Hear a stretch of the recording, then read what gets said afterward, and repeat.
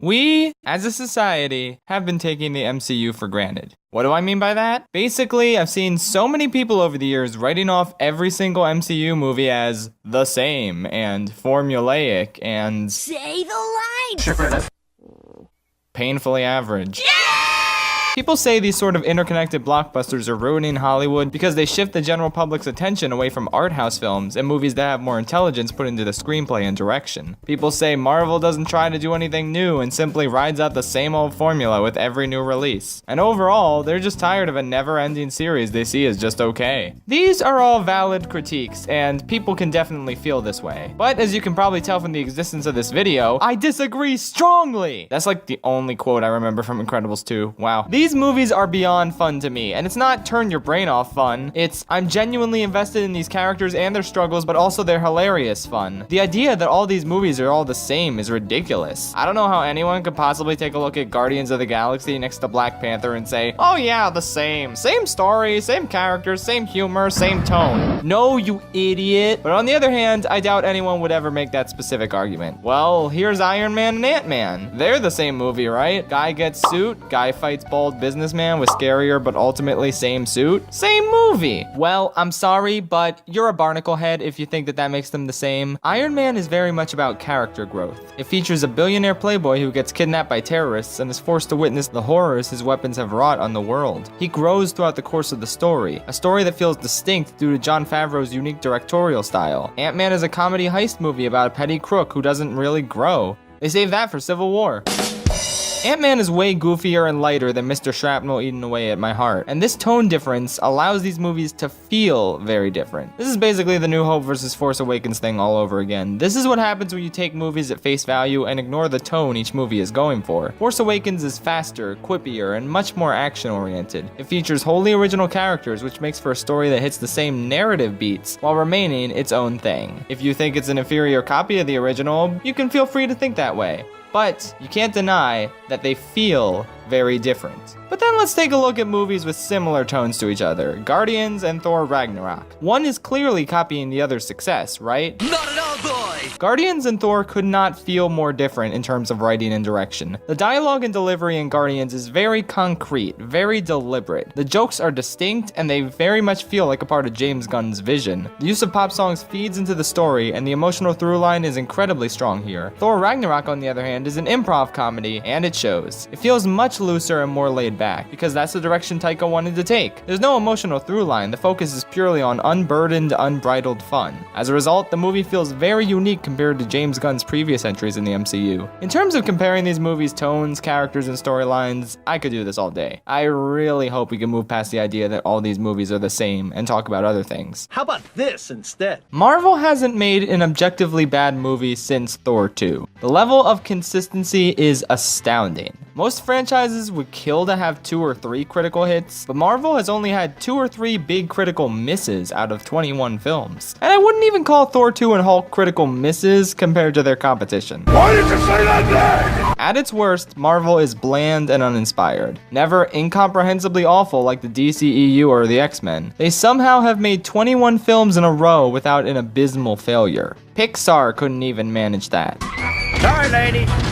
On the flip side, yes, it's true that the best of the MCU can't top the very best of DC or X-Men or Pixar. Where is my soup? But I'm gonna make the bold-ish claim that it's come close. Movies like Winter Soldier, Black Panther, or the Guardians of the Galaxy films are about much more than stopping an evil bad guy with superpowers. They have emotional storylines that focus on the growth and interaction between fully realized characters, and their action scenes have purpose. Okay, maybe not all of them. But these movies, despite not being Dark Knight or Logan levels of excellent, still have unique filmmaking merits that people don't give enough credit to. The Russos create a grounded, serious tone that feels more real, amplified by the hand-to-hand nature of the action. Ryan Coogler takes us to what feels like an entirely new world within the MCU, with a unique location and story enhanced by amazing production values. This movie totally earned those costume and production design Oscar wins. I just wish Thor Ragnarok and Guardians didn't get ignored in these categories, but whatever. But speaking of Guardians, this is a very well fleshed out world that expands this universe not just in terms of the universe itself, but the emotional capabilities of the story. Any franchise that can make you burst into tears by ending a movie with a shot of a CGI raccoon crying is doing something right. Then you got Spider-Man Homecoming, one of the most unique films in the MCU because it manages to give us a brand new perspective on this world we've seen over a dozen times. It takes a look at what normal life is for the people within this world. Okay, Spider-Man! Don't flip! Yeah! This works wonders when it comes to making the settings seem entirely believable and real. It's not all gods and monsters. Here's a movie about average people living in a society where superheroes are real. Of course kids talk about them all the time. Of course alien tech is pawned off on the black market. Everything fits, and it makes the struggle of our young, relatively grounded main character feel way more real, letting us relate to his desire to prove himself even more. Also, this movie gets everything right about cringeworthy student-run morning announcements. Trust me, I have plenty of experience in that field. The MCU also has the advantage of allowing multiple writers and directors to give their interpretations of certain characters. And what's great is that the growth each character goes through remains consistent throughout each movie they appear in, so the character changes are never jarring. Thor is jokey and fun in Ragnarok, and this makes sense. He's been spending time with a bunch of jokers in the time between Winter Soldier and Age of Ultron, and he's really loosened up. Taika reinterpreted this character in his movie and allowed him to connect with audiences, but it's still consistent with Joss Whedon's half-serious, half-silly version of Thor. Then there's Black Widow. Do you hate the way Joss Whedon writes her? I know I do. Fortunately, the Russo brothers made her a really engaging character with a real sense of intrigue behind her motivations, and you buy the connection between her and Cap. Spider-Man feels like a really fun addition every time he's given to the Russos. Thanos turned from blah bad guy to a real person thanks to the Russos. Black Panther has a more engaging character arc in Civil War compared to his own movie. I think the moral of the story here is just give all the characters to the Russos. Anyway though, regardless of who's making the movies, the fact that the character growth in these films is so pronounced and so consistent is honestly incredible. The MCU is like a long-running TV show with the benefit of feature film-length episodes to give its central characters moments of growth. No other franchise has ever allowed for such well-realized characters that have been allowed to change so significantly over time, including Endgame, but not counting the Incredible Hulk. Tony Stark has appeared in 9 movies in the MCU, and you can pinpoint the moments that deeply affect and permanently change his character. He's a big asshole in Iron Man 1, 2, and the Avengers. But once he goes through that wormhole at the end of the latter film, he's not the same. He's riddled with anxiety at the mere thought of Thanos retaliating, which causes him to break down at multiple parts in Iron Man 3. And thanks to an anxiety boost from Scarlet Witch, convinces him to build Ultron, which only ends in more destruction. He's still trying to be his old quippy self in these movies, but there's now a darker undercurrent to his character. He's motivated by his fears rather than his selfishness. And oh yeah, the whole Ultron thing had some rough consequences. Now from Civil War onward, Tony is motivated not by selfishness or by fear, but by guilt. Civil War is all about Tony dealing with the guilt that comes from accidentally creating a murder bot. Tony somewhat resembles his old jokey self in Iron Man 3 and Age of Ultron, but Civil War paints a portrait of a man exhausted of battle and crippled by the moral ambiguity of his violent actions. The only scene where he remotely feels like his old self is when he meets Peter Parker. The rest of the movie, he still tells a couple of jokes, but they're not delivered with the same gusto he had in previous films. This is intentional. Tony is acting different because the events of the overall story change him in a realistic way. A story, mind you, that started with Jon Favreau, got bounced to Joss Whedon, was briefly adopted by Shane Black, returned to Joss Whedon with a receipt, and finally given a loving home with the Russos. 4 different filmmakers, and Tony Stark's story remains consistent throughout. And it doesn't stop with Tony. I won't go as in-depth with everyone for the sake of time, but obviously we got our boy Cap. He starts out idealistic and wanting to serve a cause as best he can during his first movie and the Avengers. He's a big team player, right?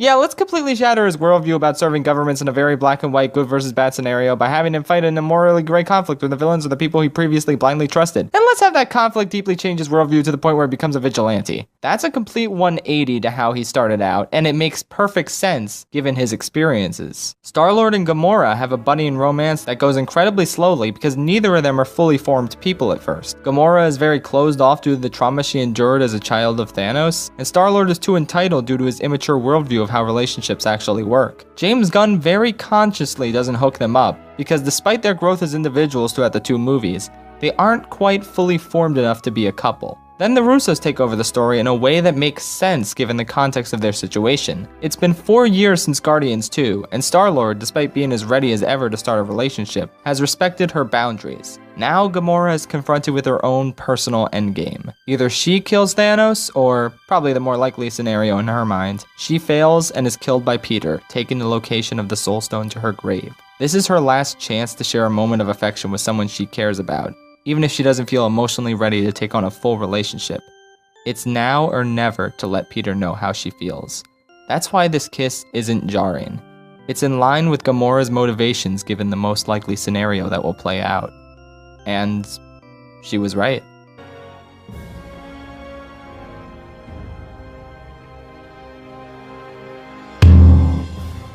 Character development, cohesiveness, consistency. All of these take place within the MCU's characters, which is not the singular vision of any one person, unless you want to count Kevin Feige. Even then, I doubt he's personally responsible for every bit of cohesion and all the callbacks within these movies. The little details and moments of foreshadowing, which, again, are consistent across multiple writers and directors, really pay off. Tony is traumatized by space at the end of the Avengers.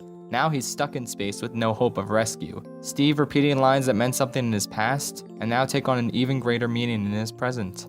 Because I'm with you to the end of the line. T'Challa is seen cradling his dead father in his arms in Civil War, only for that same imagery to be used for Killmonger in a movie made 2 years later. Rocket has a ton of lines that Infinity War has utterly devastated, but this one takes the cake for me. I'm sorry. I can only afford to lose one friend today. Tony tells Peter, if you die, I feel like that's on me, leading to the biggest gut punch of Infinity War's finale. And then there's this line from Doctor Strange, which I've never seen anyone talk about. You've no idea the things I've done. And the answer is yes. Without hesitation. Even if there's another way. There is no other way. You lack imagination. There was no other way. What other franchise can give you chills when you revisit an older movie? What other franchise ever had this strong of a plan?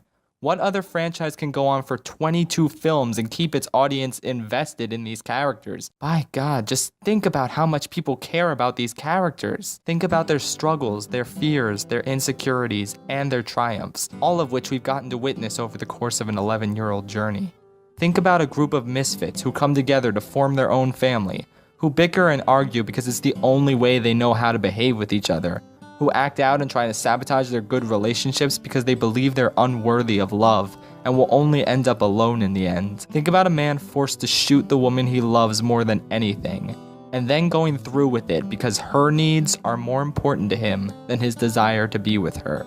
Think about two women orphaned and raised as battle slaves first and sisters second. Think about the psychological torture they both endured from an abusive father, the mutilation one endured every time she lost in battle to her sister, and the unceasing resentment that built between the two of them, to the point where, even after a reconciliation, the more abused of the two can barely muster a sad expression upon the realization that her sister is dead. Think about a man who's lost everything from his trusty weapon to his lifelong home, to the people he swore and failed to protect, to every last one of his family members. He has nothing left but a chance to save the rest of the universe from a similar fate, and when he finally gets that chance, he succumbs to his desire for vengeance and vanity above his desire to save the universe. Think about a child who gives up a magical night with his friends and the girl of his dreams because he knows that there's something he can do to make a difference, and that with great power comes great responsibility. Think about that child alone and trapped with no one to save him, finding the strength and the courage and the will within himself to break free and continue to fight, for no other reason than it being the right thing to do. Think about a man forced to live in a country that stigmatizes his existence, despite being the prince of a utopia he is never allowed to return to. Think about his journey to exact vengeance on this utopia for taking his father away and abandoning him. Think about his desire for revenge consuming him, warping him into a bloodthirsty monster with no concern for anyone. Just a desire to see an oppressive world torn down. And once his cause is thwarted, he has nothing left to live for. And the man who beat him, the same man who previously stopped another bloodthirsty monster from committing suicide once their plan was complete, this time grants his opponent's wish and lets him die in peace. Think about a pessimist who continues fighting despite how hopeless he thinks things look, who turns from a man driven by selfishness and egotism to an emotionally scarred wreck who feels as if the burden of protecting the world rests solely on his shoulders, to a guilt-stricken, broken-down guy who tries to reverse his disastrous legacy, and whose worst fear is realized when everyone around him dies, including his surrogate son. And finally, think about an optimist, fighting for everything that's good and just in a simpler time, laying down his life to save the world, and waking up in a time where everyone he knows is either dead or close to it, losing the trust in the institutions he dedicated his life to for so long, and learning that the only way to win the fight is to take matters into his own hands. Think about this scrawny kid from Brooklyn, the same kid who was bullied and told he would never make for a good soldier, going toe-to-toe with the most powerful being in the entire universe. These characters mean so much to so many people because we've watched them grow over the course of an 11-year journey, with a defined beginning and end and a consistent level of quality. The only series that even remotely comes close to this feat is Harry Potter, but that was an adaptation of an already tried and true narrative that focused on only a few characters. The MCU is a new continuity, with plenty of comics to pull from, sure, but overall it's a masterwork of serialized storytelling that allowed for these goofy comic book characters to strike a chord with millions of people around the globe. People who had never picked up a comic book in their lives. People like me. These movies single-handedly kept my interest in summer blockbusters alive due to the forethought, emotional intelligence, character development, and fun that goes into crafting nearly every corner of this world and the stories told in it. I grew up loving Star Wars, as a lot of people did, but in terms of the heroes I look up to and the villains I fear yet pity, for all intents and purposes, Steve Rogers is my Luke Skywalker. Thanos is my Darth Vader.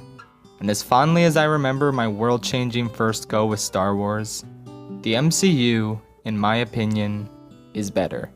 I can't think of any higher praise than that.